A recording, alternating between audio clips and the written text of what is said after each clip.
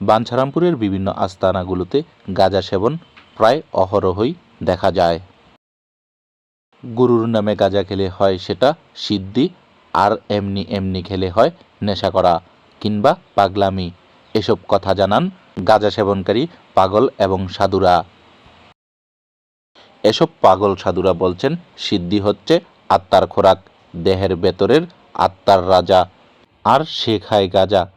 যে গুরুর তরিকত করে সিদ্ধি খায়, সিদ্ধি সেবা করে, গুরুর নামে খেলে এটা সিদ্ধি, না হলে হয় গাঁজা। এমনটাই বলছেন পাগল ফকির দরবেশরা।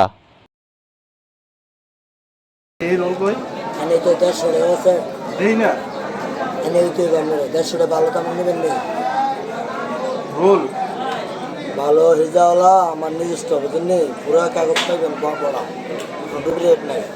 অরিজিনাল তো আমি দিব, ঘর থেকে আমি দিয়ে দেবো, কেউ দেন তো আমার মনে করেন আমরা খাই 10 টাকা 20 টাকা পাইলে এনে দিই।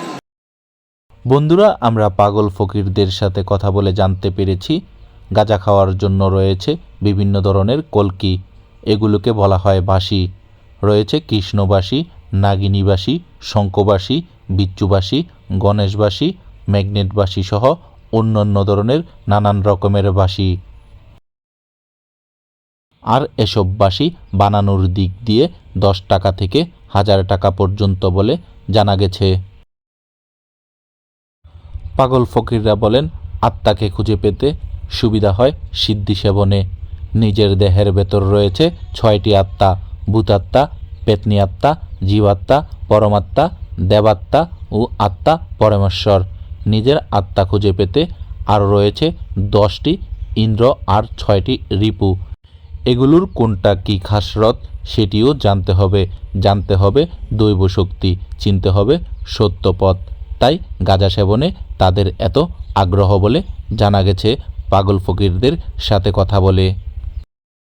তাই সর্বত্রই গুরুর নামে খেলে সিদ্ধি, না হলে হয় গাঁজা, এমনটাই পাগল ফকিররা কথা ছড়িয়ে বেড়ান। তবে বন্ধুরা, আমরা যারা সচেতন নাগরিক, আমাদের সকলকে ঐক্যবদ্ধ হতে হবে এসব মাদকদ্রব্য যেন আমাদের সমাজে ছড়িয়ে না পড়ে। মাদকদ্রব্য নিয়ন্ত্রণের জন্য পুলিশ প্রশাসন সহ প্রশাসনকে সহযোগিতা করতে হবে।